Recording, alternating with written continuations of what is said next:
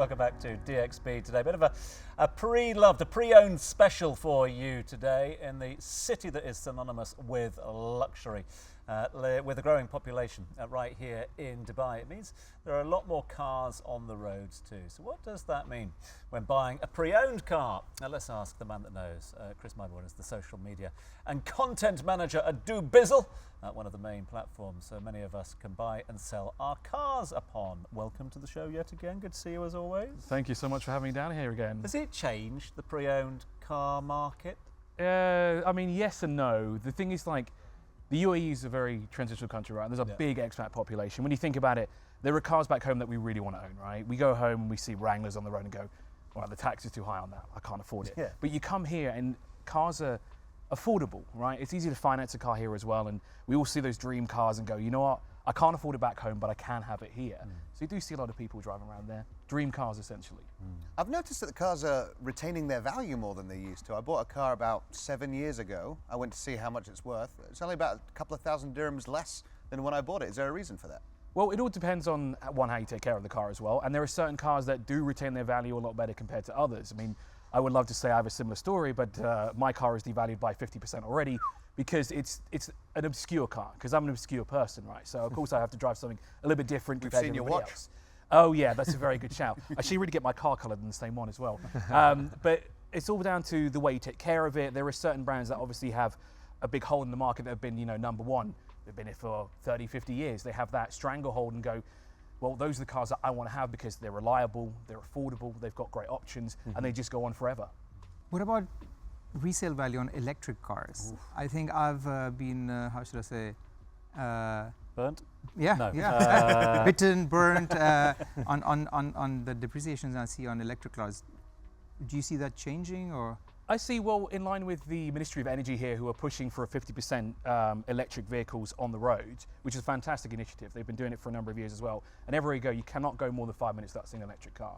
Yeah, we saw in our market report that Tesla essentially dominated the market with a 47% share of everyone looking for one of those. But then you've got companies like BYD who are building your dreams to put out an affordable electric car as well. But I think still, electric cars are still relatively in their infancy. They've only been around for what? About 10 years or so. Yeah. Yes, there are things like the GM EV1 that existed way back, and there's even an electric Ranger that existed. But they're still relatively new here in the market, so we're still learning, and I think in the coming years when they become more and more popular, we will see that depreciation kind of slow down because there would be more of them in the market. I wanted to ask you, let's say for someone who wants to buy a pre-owned car for the first time, what are the things that they should look for, maybe avoid finding a car that they want? This is always an important question, right? And one thing that we do here at Dubizzle Cars is we actually offer an inspection service for that peace of mind, right?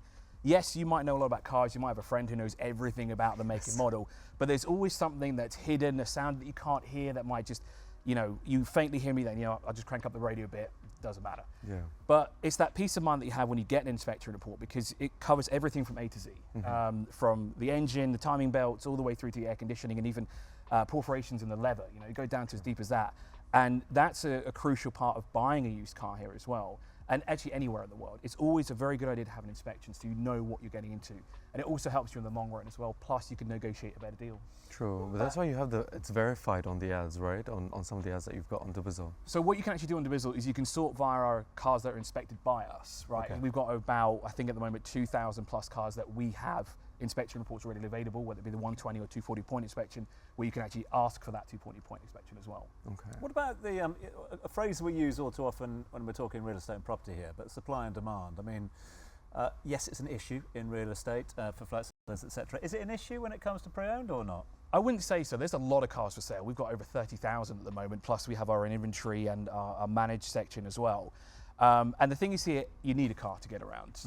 Obviously there are initiatives in place, metro lines are being expanded, there are bus routes everywhere as well, but it's still crucial to have that car, right? Everyone wants to have their own mode of transport. They want to be able to pop down to the shop whenever they feel like it. There were shortages a couple of years ago, but that's kind of now subsided and it's settled down a bit. Again, going back to the obscure stuff, if you're looking for something odd, then yeah, it's a bit more difficult. Yeah. But in terms of daily use, an everyday car, a reliable car, it's pretty easy to find. Run around. When it comes to selling cars, Chris, obviously you can do that through Dubizzle Cars. What's the benefit to doing that versus putting it on Dubizzle myself and just selling it that way? Well, so we've got 3 options. Obviously, like you said, is the posting itself where you control everything. And then you've got the direct sale to Dubizzle cars. So you bring it down, we give you an offer for the car, we inspect it and everything like that, take pictures, and we pop it on our website and we give you cash in return. We also have a service that makes it a bit easier to sell your car here in the UAE. So if you don't want to deal with the stress, the phone calls in the night, middle of the night, excuse me, phone calls, stuff like this, we handle that from our side. We'll get you the best offer as fast as we can. Almost out of time. Very quick one. When's the perfect time of year to buy a car? I've often heard that Ramadan is a good time to buy a car. Correct Yes, or not? Ramadan is a great time of year to buy a car. It's the those sales that come in. We actually at Dubizzle Cars, I think about a week or so ago, we actually had our yearly sale, and it was a fantastic event. We had a lot of people turn up, which took some of us by surprise. It was fantastic to see so many people buying pre-owned cars. But yeah, Ramadan is a great time, usually around January, and I would say kind of the time when summer comes to an end is a good time to buy a car as well. Chris, it's been great having you on. Thank you so much for being back here on DXB today.